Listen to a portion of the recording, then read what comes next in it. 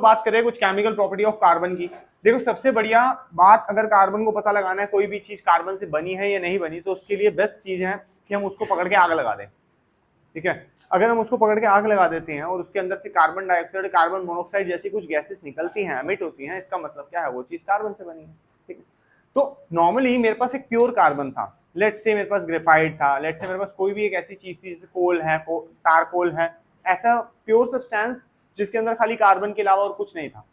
तो उसको अगर मैं ऑक्सीजन की प्रेजेंस में बर्न करता हूं तो मेरे पास कार्बन डाइऑक्साइड मिलेगा, बट ऑब्वियस सी बात है। लेकिन अगर मैं किसी carbon compound like methane, CNG, ठीक है, CNG मतलब मिथेन को अगर मैं ऑक्सीजन की प्रेजेंस में बर्न करता हूं तो वो कार्बन डाइऑक्साइड प्लस वाटर निकालती है। ठीक है, अब वाटर आप बोलोगे सर मैंने CNG कार देखी है, उसके नीचे से पानी निकलता हूं, देखा, बेटा बाहर नहीं निकालती, वो वेपराइज्ड वाटर निकालती है, बहुत ज्यादा पानी नहीं निकालेगी, ऐसे में बाल्टी भर लो जैसे उसके अंदर से। ठीक है, वेपराइज निकलेगा बहुत कम कम अमाउंट में।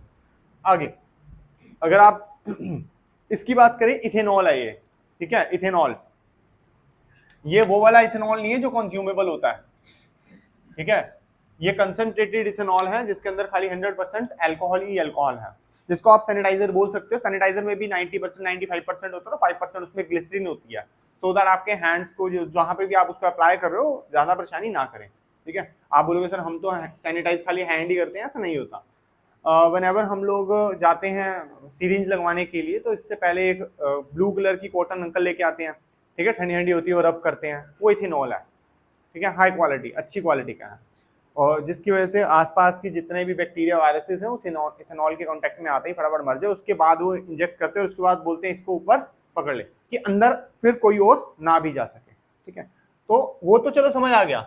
जैसे ही वो ऑक्सीजन की प्रेजेंस में इथेनॉल को हम बर्न करते हो, कार्बन डाइऑक्साइड, हीट, लाइट, ये सब बातें निकलती हैं, साथ में पानी भी। ठीक है, आपको कभी याद, मैंने कभी करवाया है ये वाला एक्सपेरिमेंट? नहीं बेटा, तू तो नया आया ना, बाकी 9th में करवाया था, याद है कभी? नहीं तो कल ले आना, वो ले आना, परफ्यूम वाला, परफ्यूम ऐसे निकला था, वो स्प्रे। हाँ, तो परफ्यूम के अंदर था क्या, इथेनॉल ही तो था। ठीक है, तो उस समय कार्बन डाइऑक्साइड, वाटर, हीट निकली थी, याद है, लाइट भी निकली थी, है ना, तो वही सेम एक्सपेरिमेंट किया। चले आगे। तो कहने का मतलब ये है, हम लोग बात करें कंबशन रिएक्शन की, मतलब आग लगाने की। ठीक है, आग लगा के कार्बन डाइऑक्साइड अगर निकलता है, व्हाट डज इट मीन, वो कार्बन से बनी हुई चीज है। ठीक है ना, सिंपल है। अच्छा, अगला आता है हमारे पास कैटलिस्ट। क्या आता है? कैटलिस्ट। देखो कैटलिस्ट बहुत बार शायद मैं पहले भी आप लोगों को बता चुका हूँ, पता है कैटलिस्ट? कैटलिस्ट वो चीज होती है जो केमिकल रिएक्शन में खुद टेक प्लेस नहीं करती, बट उसकी स्पीड ऑफ केमिकल रिएक्शन बढ़ा देती है।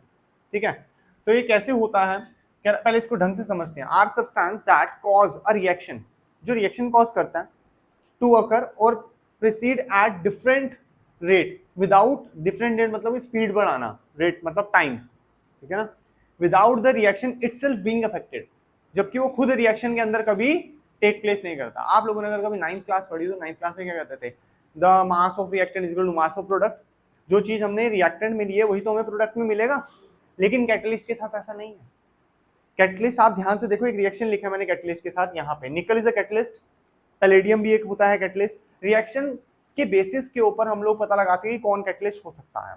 ठीक है, ये नहीं हमने सामान डाला उसके अंदर, निकल डाला है हम लोगों ने। यहाँ देखो, यहाँ पे क्या था, इथीन, इथीन है ना, दो कार्बन है, डबल बॉन्ड है, इथीन। इथीन को जब हाइड्रोजन की प्रेजेंस में निकल डालते हैं हम लोग, ठीक है, इथीन के साथ हाइड्रोजन ऐड करके निकल डाला, तो क्या बना हमारे पास, इथेन। निकल दिख रहा है यहाँ कहीं? तो कहाँ गया सर? बेटा ये चला गया जिनसे जहाँ जाना था।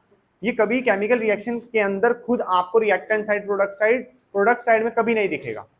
रिएक्टेंट साइड में हो सकता है, एरो के ऊपर हो सकता है, हम डालते हैं इसको, है जरूर, लेकिन ये कभी भी हम लोगों को प्रोडक्ट साइड नहीं दिखेगा। इसीलिए उन्होंने लिखा है without the reaction itself being affected, वो केमिकल रिएक्शन को कोई इफेक्ट नहीं करेगा, उसके अलावा और कोई नई चीज नहीं बनाएगा, बस उसका रेट ऑफ डूइंग रिएक्शन बढ़ा देगा।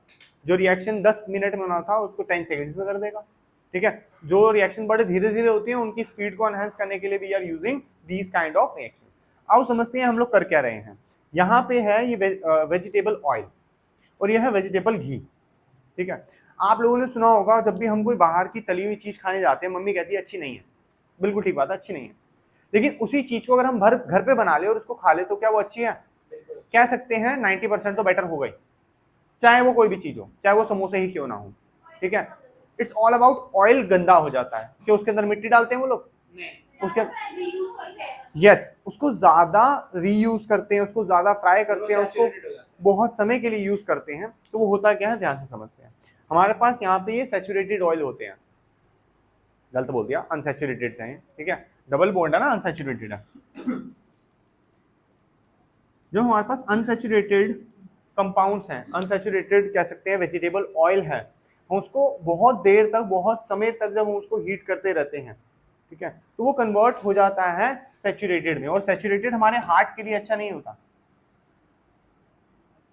अच्छा जी, देखो वैसे तो नॉर्मली जितने भी खाली सिंपल ऑयल होते हैं, ठीक है, वेल नोन ब्रांड्स के, जो ठीक हैं, जिनको खाने में ठीक लगता है और जिनको खाते कंज्यूमेबल होती हैं, ऑयल्स वैसे होने चाहिए जो कंज्यूमेबल हो, ठीक है। जिस ऑयल के ऊपर लिख दे नहीं है ये कॉस्मेटिक यूज का है, इसका मतलब उसके अंदर उन्होंने कोई एक्स्ट्रा बेस यूज किया है या मिनरल ऑयल यूज किया है, मतलब वो खाने योग्य नहीं है तो वो लगाने योग्य भी नहीं है। वैसे तो पहली बात, ऑयल जितने भी हैं वो सब खाए भी जा सकते हैं, लगाए भी जा सकते हैं, फर्स्ट।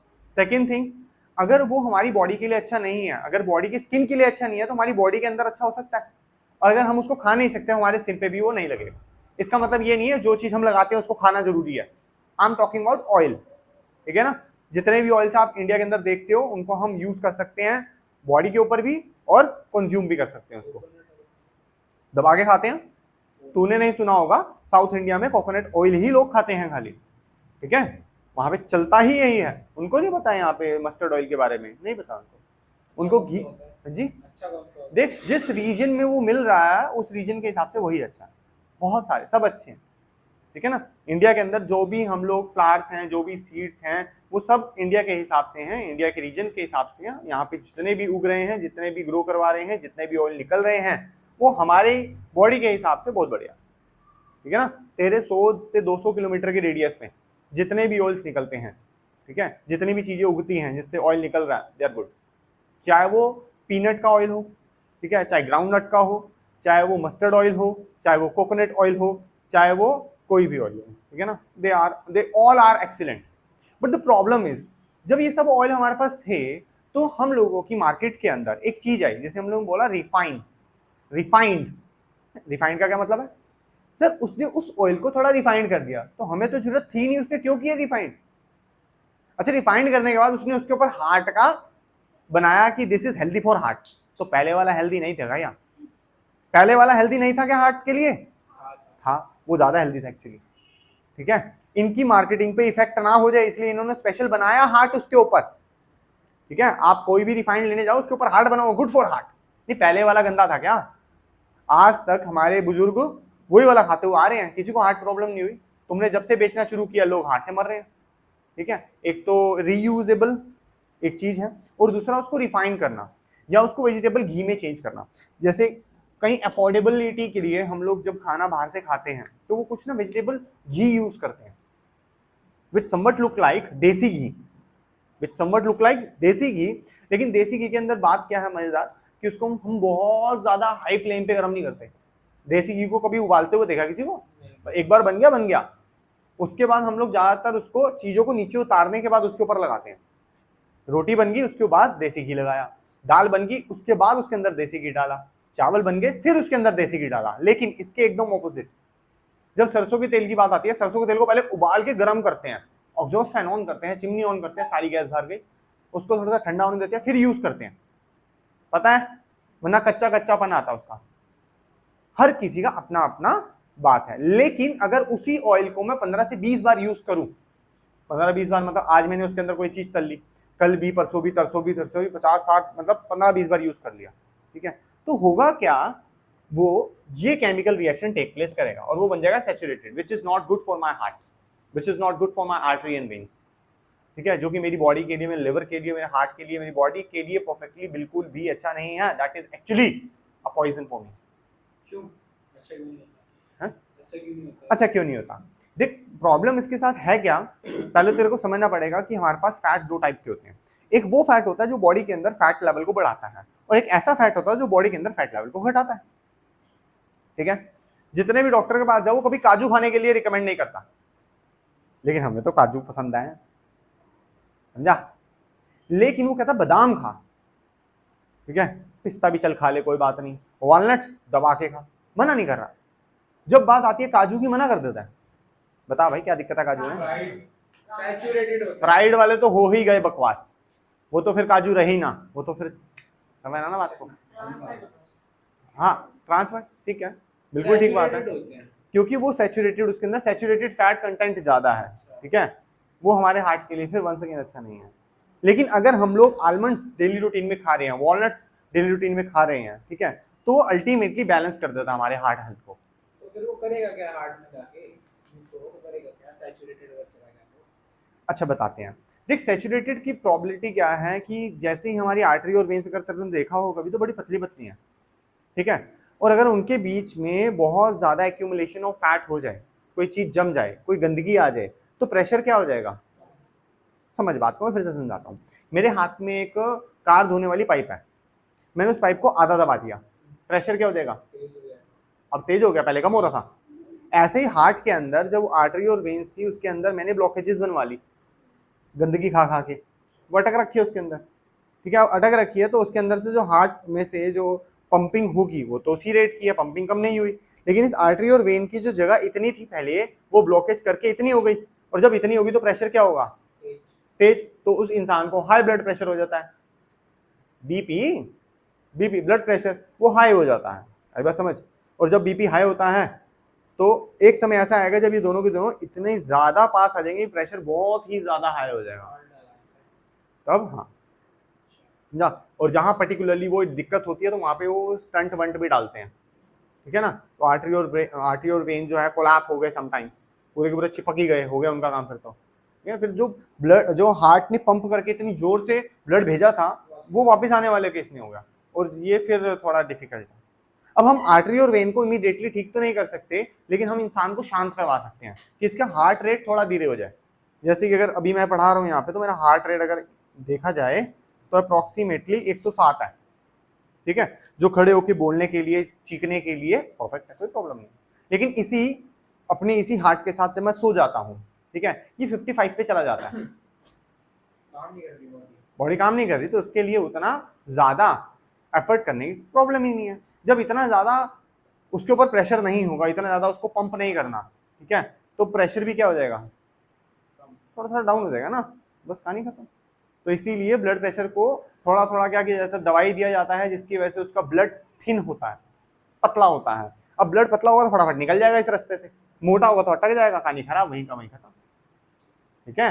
ये बीपी की दवाई है, जो हार्ट पेशेंट्स को जो दवाई दी जाती है, ब्लड थिकनिंग की दवाई भी दी जाती है उनको, ठीक है, जो जिनका ब्लड थिक होता है उनको दवाई दी जाती है कि ब्लड जो है थिन हो जाए, थोड़ा सा पतला हो जाए, इजीली ट्रांसपोर्ट कर जाए। तो खाओ दबा के, मैंने मना थोड़ा करना है, मैं तो समझा सकता हूँ, ठीक है ना। जाओ अभी भटूरे छुटरे खाओ दबा के, भटूरे खाओ, गलत नहीं है, लेकिन थोड़ी मम्मी के एफर्ट्स के साथ, है ना, मम्मी से काम करवाओ थोड़ा, नहीं है तो थोड़ा खुद, 2 साल के बच्चे थोड़ा, कढ़ाई रखो, लगाओ 2-3, है ना, छोले ले जा, कोई दिक्कत नहीं है ज्यादा छोलों में, उतनी दिक्कत नहीं है, फिर भी चल जाएगा, ठीक है। लेकिन इसमें बहुत ज्यादा प्रॉब्लम है, क्योंकि तूने देखा है पूरे दिन से जब से वो बैठा हुआ है, उसने गैस बंद ही नहीं करी, वो भी हाई फ्लेम पे उबल रहा है, तेल उबलता जा रहा है। अब ये प्रोसेस हम लोग अगर अपनी लेबोरेटरी में करें तो उसको करने में तो फिर 10-15 दिन लग जाएंगे, ये रिएक्शन बहुत टाइम कंज्यूमिंग होगा। तो इसके लिए हम लोगों ने कुछ कैटलिस्ट यूज करे, which is known as the nickel catalyst. जब हम लोगों ने इस सब्सटेंस को, वेजिटेबल ऑयल को हीट किया इन द प्रेजेंस ऑफ निकल विद हाइड्रोजन गैस, तो हुआ क्या? Addition reaction. ये हाइड्रोजन क्या हुआ, इस बॉन्ड को तोड़ा,